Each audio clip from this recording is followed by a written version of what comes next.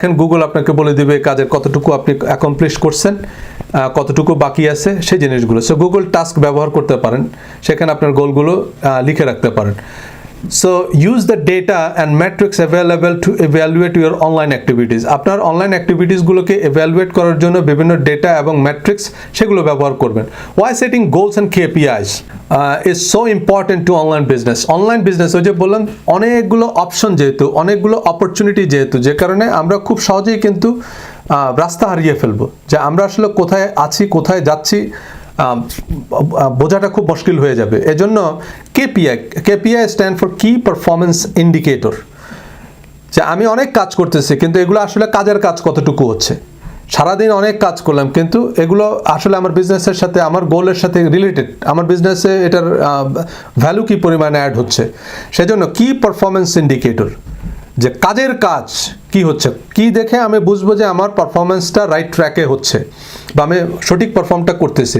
সেটার জন্য হচ্ছে ওই যে স্মার্ট ফ্রেমওয়ার্ক, মানে সে স্মার্ট ফ্রেমওয়ার্কটা ইউজ করতে হবে, which is an acronym for specific, measurable, achievable, realistic and time frame, and analyze data gathered to help improve online marketing efforts. তো চলেন কি পারফরমেন্স ইন্ডিকেটর। কি পারফরমেন্স ইন্ডিকেটর ওই যে বললাম যেটা, যে আপনার একদম কোয়ান্টিফায়েবল মেজারমেন্ট। আপনি বলতে পারেন যে হ্যাঁ আমি প্রতি মাসে আমার ফেসবুক পেজে আমি 10টা পোস্ট দিব, এটা মেজারেবল।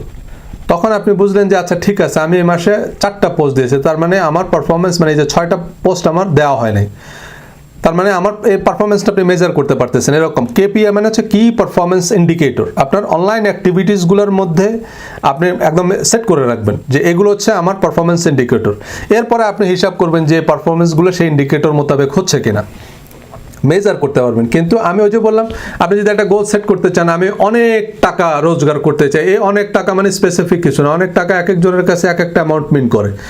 আপনার আজকে যদি কোনো একটা রিক্সাওয়ালা এসে আপনাকে বলে যে ভাই আমার অনেক টাকা লস হয়েছে, কত হইতে পারে? 5,000 ম্যাক্সিমাম। কিন্তু আজকে বিল গেটস এসে যদি বলে যে আমার অনেক টাকা লস হয়েছে, তাহলে কত হতে পারে? কয়েক বিলিয়ন। সো এই জন্য অনেক টাকা এটা কোনো স্পেসিফিক কিছু না, বি স্পেসিফিক। আমি অনেক সিরিয়াস মার্কেটার হতে চাই, আমি খুব সিরিয়াসলি ডিজিটাল মার্কেটিং করতে চাই, নাথিং স্পেসিফিক। ডিজিটাল মার্কেটিংয়ে কী করতে চান আপনি, সেটা হতে হবে যে আমি আমার ফেসবুক পেজ ক্রিয়েট করতে চাই, ইনস্টাগ্রাম বিজনেস অ্যাকাউন্ট, এটা হচ্ছে আমার। তাহলে এটা করে ফেললে মানে আমার একটা কাজ শেষ। এটা হলো কি পারফরমেন্স ইন্ডিকেটর। সেই ফেসবুক পেজটাকে অপটিমাইজ করতে হবে, সেই ফেসবুক পেজে আমার সপ্তাহে 2টা করে পোস্ট দিতে হবে, এগুলো হচ্ছে কি পারফরমেন্স ইন্ডিকেটর।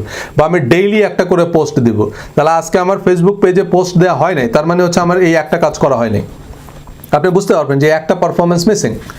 তো এই জন্য স্পেসিফিক ইন্ডিকেটর সেট করতে হবে। সো এখন আসেন, reach out to 20 prospective customers per day. আপনার যদি উদ্দেশ্য হয় যে আমি প্রতিদিন 20টা নতুন কাস্টমার রিচ করব, এটা হচ্ছে আমার, তো সেই 20টা কাস্টমার রিচ করার জন্য প্রসেসটা কি? তা না, কারণ কাস্টমার পাওয়া মানে সেল, তো সেটার প্রসেসটা কি? সেই 20টা কাস্টমারের জন্য হয়তো আমাকে 1000 লোকের সামনে আমার বিজনেসের মেসেজ পাঠাইতে হবে, সেখান থেকে আমি শেষ পর্যন্ত হয়তো 20টা ইন্টারেস্টেড কাস্টমার পাবো। তো সেগুলো হচ্ছে আপনার indicator. Response to all online question with 15 minutes of receiving them, এটা হতে পারে আপনার একটা কি পারফরমেন্স ইন্ডিকেটর, যে আমি প্রত্যেকটা মেসেজ পাঠানোর 15 মিনিটের মধ্যে আমি কাস্টমারকে রিপ্লাই দেব। সো যখনই আপনি দেখবেন যে 15 মিনিটের বেশি হচ্ছে, তখন আপনি বুঝবেন যে আপনি লো পারফর্ম করতেছেন। আপনি কাস্টমারকে রিপ্লাই দিতে আধা ঘন্টা সময় নিচ্ছেন, আপনি 1 ঘন্টা সময় নিচ্ছেন, তার মানে আপনার পারফরমেন্স লো। সো আপনি এই জন্য পারফরমেন্স ইন্ডিকেটরগুলো সেট করতে হবে এবং সেটার সাথে মিলিয়ে দেখতে হবে যে আমার পারফরমেন্স ঠিক মতো হচ্ছে কিনা। Then renew and upsell 10 existing customers per month. আপনার নতুন এক্সিস্টিং কাস্টমার যারা আছে তাদের কাছে আপনি আবার আপসেল করতেছেন, তারা আপনার কাছ থেকে একটা প্রোডাক্ট কিনতেছে, আপনি তাদের কাছে নতুন আরেকটা প্রোডাক্ট সেল করতে পারেন, আপসেল। সো এগুলো নতুন, আমি আরও 10টা প্রোডাক্ট সেল করবো আমার এক্সিস্টিং কাস্টমারদের কাছে। এবং সেটার জন্য কি করতে হবে, তাহলে কিভাবে তাদের সাথে কমিউনিকেট করতে হবে, সেটার মেথোডোলজি বা সেটার জন্য করণীয় কাজগুলোর একটা লিস্ট করতে হবে এবং সে তালিকা ধরে ধরে কাজগুলো দেখতে হবে যে আমি সে কাজগুলো আমি করছি কিনা। সেই কাজগুলোর মধ্যে যদি আমি 50% করি, তার মানে আমার পারফরমেন্স 50% হয়েছে, 50% পারফর্ম আমি করি নাই। আমি যদি 100%, তাহলে আমি বুঝতে পারবো যে হ্যাঁ আমার 100% পারফর্ম আমি করছি।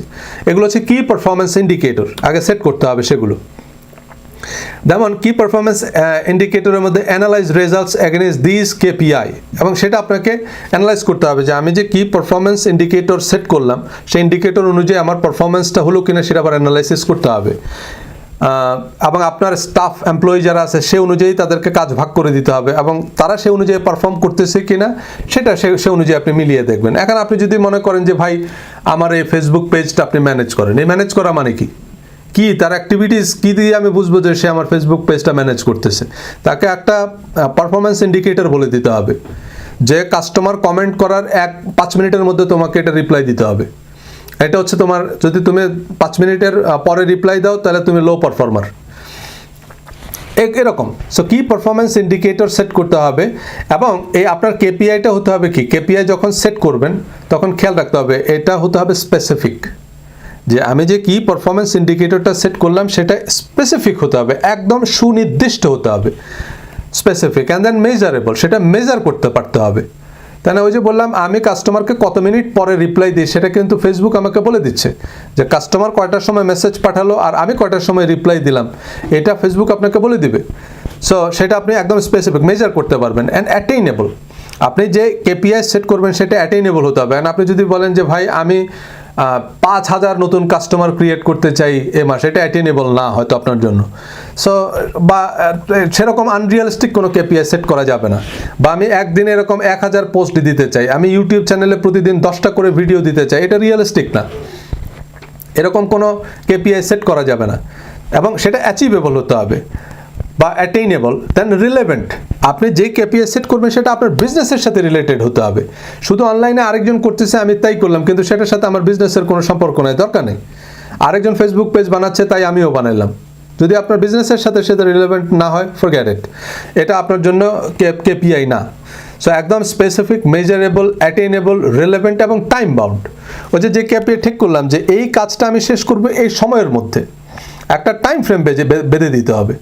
এখন আমি করতে চাই, কবে নাগাদ করতে চাই, সে টাইম ফ্রেম যদি দেয়া না থাকে সে কাজটা আপনি আলটিমেটলি করবেন না বা সে কাজটা করা হবে না কোনোভাবে। এই ছিল আমাদের মোটামুটি প্রথম চ্যাপ্টারের আলোচনা। সো এইটা ছিল আমাদের ফার্স্ট চ্যাপ্টার, মানে ডিজিটাল গ্যারেজের যে প্রথম অধ্যায় সেটা এখানেই শেষ। আর আগামী সেশনে আমরা ডিজিটাল গ্যারেজের একটু সাইডে গিয়ে আমরা গুগল মাই বিজনেস নিয়ে কথা বলবো। কারণ গুগল মাই বিজনেসটা হচ্ছে কি, আপনি যদি একজন স্মল আর মিডিয়াম এন্টারপ্রেনার হন, আপনি গুগল মাই বিজনেস যদি ইউজ না করেন এটা রীতিমতো অপরাধ। কারণ আপনি হিউজ বিজনেস কিন্তু হারাচ্ছেন, কারণ এটা খুবই সহজ। এবং এটা খুবই সহজ, এটা এই জন্য না, যেমন দেখেন আপনি হয়তো মনে করবেন যে ভাই একটা ফেসবুক পেজ ফ্রি, তো ফেসবুক পেজ ফ্রি দেখে কি হয়েছে, ফেসবুক পেজ ফ্রি তো কোকাকোলারও তো ফেসবুক পেজ আছে, অ্যাপলেরও ফেসবুক পেজ আছে, ফ্রি মানে সেটা ইউজলেস না। সো এই জন্য গুগলের মাই বিজনেসটা ফ্রি, কিন্তু সেটা অনেক ইউজফুল, সেটা অনেক ইফেক্টিভ, সেটা আপনাকে সিরিয়াস বিজনেস এনে দিবে।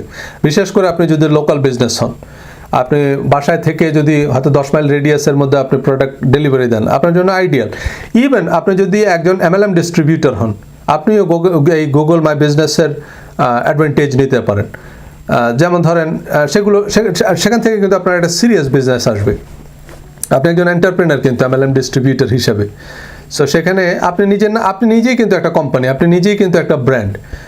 সো কীভাবে সেই গুগল মাই বিজনেসটা সেট আপ করবেন, কীভাবে সেটাকে অপটিমাইজ করবেন এবং সেটার সাথে রিলেটেড যেসব বেনিফিটস অ্যান্ড ফিচার্স সে সব কিছু নিয়ে আমরা কথা বলবো।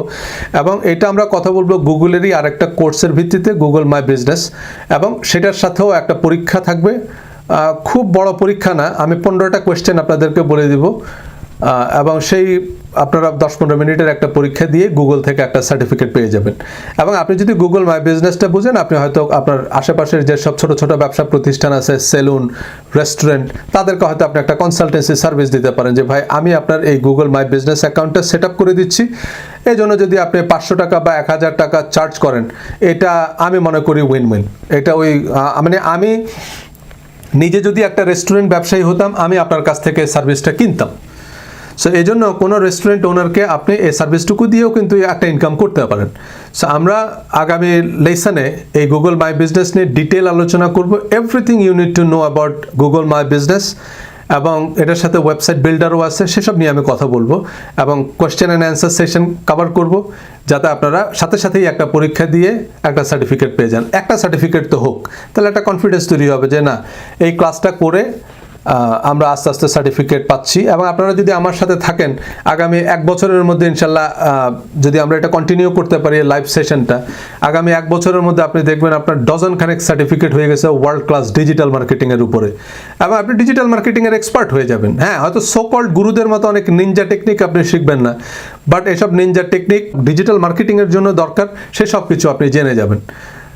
এবং মানুষ আপনাকে রেসপেক্ট করবে একজন ডিজিটাল মার্কেটার হিসাবে, যে না, আপনি ডিজিটাল মার্কেটিংয়ের অথেন্টিক জিনিসগুলো জানেন। আপনি যদি কোথাও জব করতে চান, আপনি দেখেন একজন এমপ্লয়ার, আপনি যেরকম চাকরি খুঁজতেছেন, একজন এমপ্লয়ার একজন এমপ্লয়ি খুঁজতেছে। একটা চাকরি খুঁজে পাওয়া যেমন কঠিন, একটা ভালো এমপ্লয়ি খুঁজে পাওয়া তার চেয়ে কঠিন। হ্যাঁ, আমরা একটা এমপ্লয়ি খুঁজতেছি, একটা ভালো ডিজিটাল মার্কেটিং জানে এরকম লোকের পিছনে কিন্তু আমরা হন্য হয়ে ঘুরতেছি, কিন্তু না, পাচ্ছি না। বাংলাদেশ থেকে আমি অনেককে হায়ার করে আমি খুব ডিসহার্টেড হয়েছি, কারণ তাদেরকে যখন একটা কাজ দিচ্ছি তারা সে কাজ করতে পারতেছে না। তাতে যেটা হচ্ছে, আমার কাজ নষ্ট হচ্ছে, আমার সময় নষ্ট হচ্ছে, পয়সা নষ্ট হচ্ছে। সো একটা ভালো ডিজিটাল মার্কেটারের কিন্তু ডিমান্ড আছে। এখন অনেকেই অনেক কিছু জানে, অনেকে দাবি করে অনেক কিছু জানে, কিন্তু যখন তাদেরকে কাজ করতে দেওয়া হচ্ছে তখন তারা কাজটা করতে পারে না। সো আপনি ভালো ডিজিটাল মার্কেটার হলে কিন্তু কোম্পানিগুলো আপনার জন্য বসে আছে। কোম্পানির কাছে আপনার সার্টিফিকেট ইম্পর্টেন্ট না, আপনি ঢাকা ইউনিভার্সিটিতে পড়ছেন না, আপনি বুয়েটে পড়ছেন, ডাজেন্ট ম্যাটার। অনেক বড় বড় ডিজিটাল মার্কেটিং কোম্পানির আপনি দেখবেন ডিরেক্টর লেভেলে অনেকে বসে আছে, তারা বিজনেসই পড়েনি, তারা হয়তো ডাক্তারি পড়ে আসছে, তারা হয়তো ইসলামিক স্টাডিজে পড়ছে, কিন্তু তারা বড় বড় কোম্পানির ডিজিটাল মার্কেটিং ডিরেক্টর, কারণ তারা মার্কেটিংটা বুঝে, তারা বিজনেসটা বুঝে। সো আপনি ভালো ডিজিটাল মার্কেটার হলে আপনার জন্য কিন্তু কোম্পানিগুলো বসে আছে। তো এই জন্য শেখায় মনোযোগ দেন, একটু কষ্ট হলেও শিখেন, এগুলোর ডিমান্ড আছে। ডিমান্ড সব কিছুরই আছে, ডিজিটাল মার্কেটিং ছাড়াও আর অন্য যে কোনো কিছু আপনি করেন সেটাতেও আপনি সফল হতে পারবেন। কিন্তু যদি আপনার ডিজিটাল মার্কেটিং ইন্টারেস্ট থাকে, এটাকে আপনি ফোকাস করেন, এই জায়গায় আপনি মনোনিবেশ করেন, এখানে আপনার জন্য অফুরন্ত সম্ভাবনা আছে। সো অনেক লম্বা সময় যারা আমার সাথে ছিলেন সবাইকে আবারও অশেষ ধন্যবাদ। আপনাদের সবার জন্য শুভকামনা। বাংলাদেশে যারা আছেন তাদেরকে শুভরাত্রি।